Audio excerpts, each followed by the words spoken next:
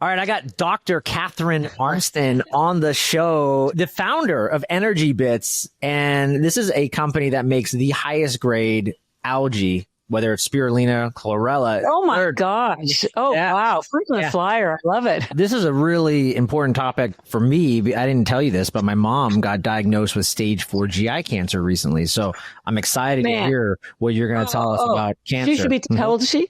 69. 69.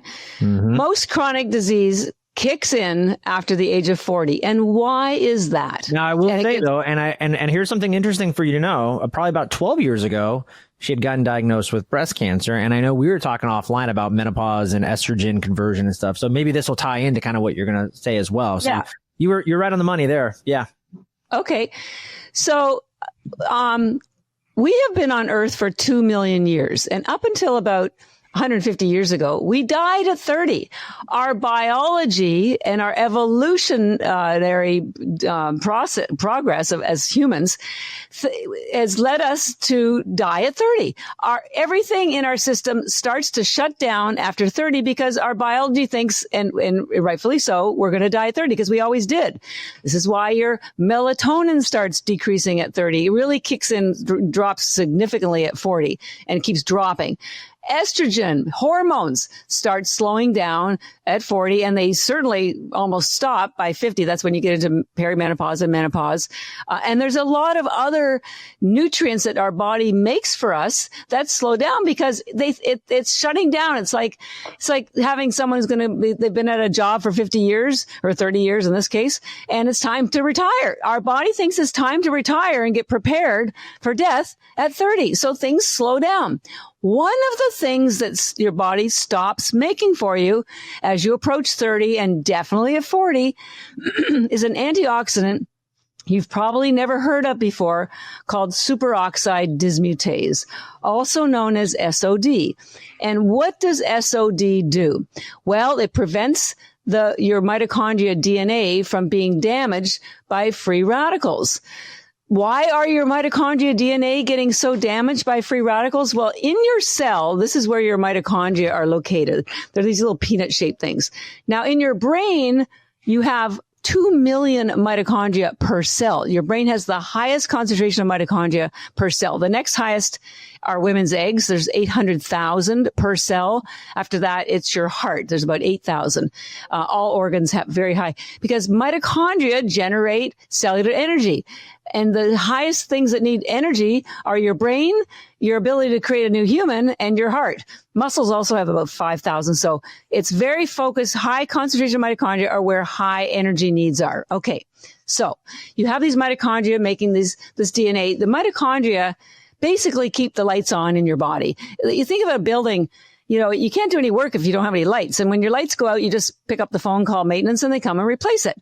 Well, in your body, the mitochondria are not only the lights, they're also the electricity.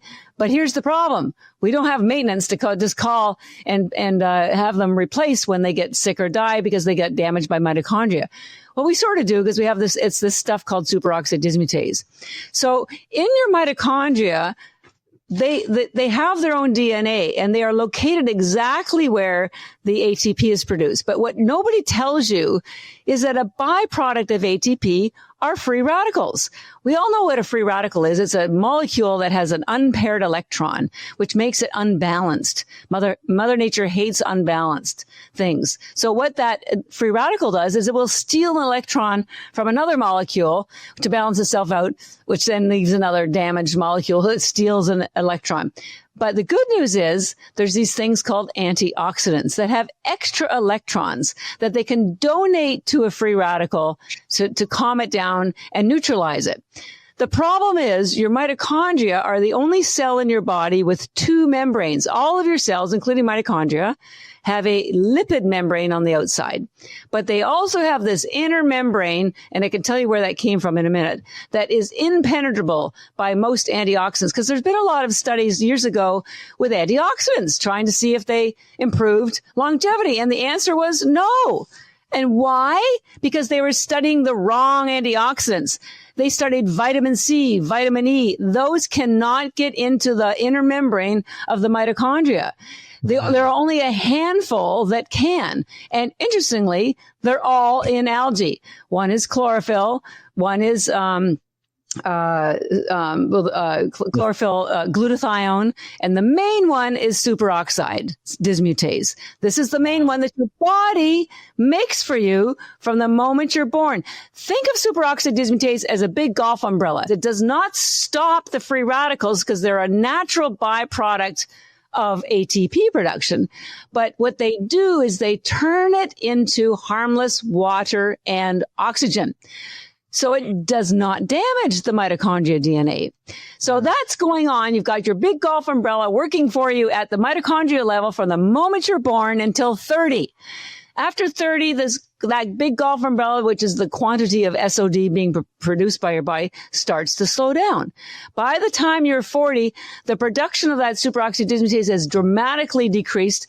So when you're 40, you're not getting as much protection from the free radicals because only maybe 10% are being protected or turned into water and oxygen. And the rest of them are starting to hit the mitochondria. And as you start to get damaged mitochondria or fewer mitochondria because they die from the free radicals, you're getting less and less cellular ATP. You're getting less ability for your body to fight any kind of disease, for your brain to think, for your heart to pump. And with less cellular energy, nothing works properly. By the time you are 50, you have zero superoxide dismutase. This is exactly when chronic disease kicks in a big way. And it's a downward spiral after that because there's 25,000 studies that you can access through PubMed and other online medical libraries proving that superoxide dismutase prevents inflammation, stops heart disease, stops Alzheimer's, stops virtually every chronic disease and accelerated aging. The problem is nobody knows that you can get superoxide dismutase in the highest quantity in the universe in spirulina algae. It has the highest concentration, period. Crazy, right? So I'm here trying to help people go, well, listen, you don't have to, we can, and by the way, your mitochondria can be revived just like every other cell in your body, your brain, everything is constantly changing. So if you're in good health, the bad news is it's not guaranteed unless you protect your mitochondria. If you're in bad health, the good news is you can correct that situation by getting more mitochondria working again. And superoxide dismutase is the best way to do it. But nobody knows you can get it in spirulina. But here's the rub. You can't get just any spirulina. It has to be raw. Why? Because superoxide dismutase is also an enzyme. And any enzyme, it doesn't matter what enzyme you're talking about, it's deactivated by high heat. If you cook your vegetables, you kill the enzymes if you boil them. So most of the other algae companies use high heat to dry their algae. So they are deactivating the superoxide dismutase. So I tell people, if you buy the cheaper stuff, it's like getting a great deal on a fabulous looking car. You think, whoa, look what I got. And then you lift the hood and there's no engine.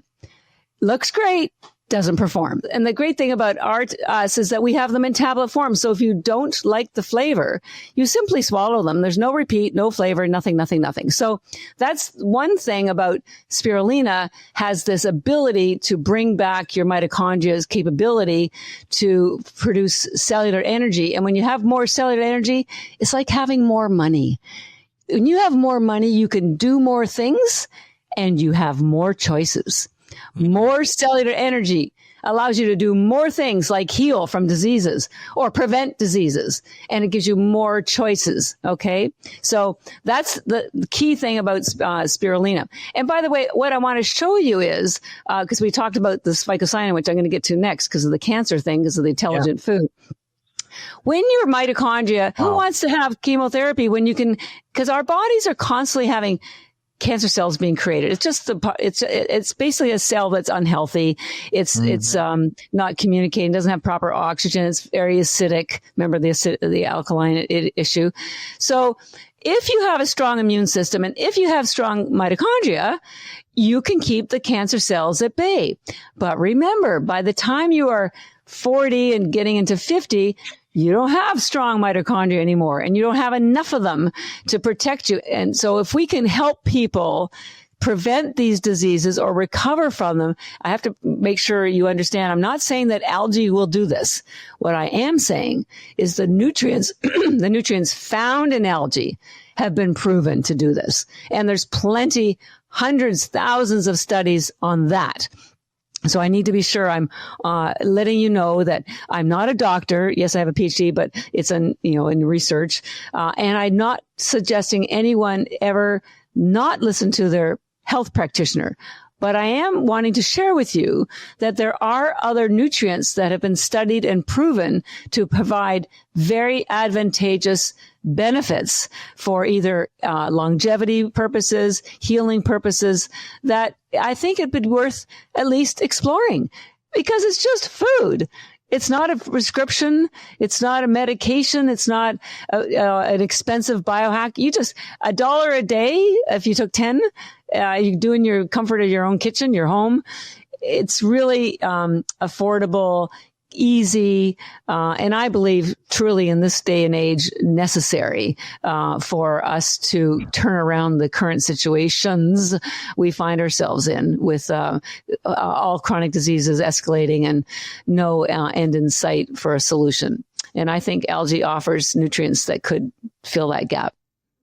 Yeah, that's incredible. I didn't realize that it could actually kick out some of those cancer cells. I didn't know the spirulina could actually do that.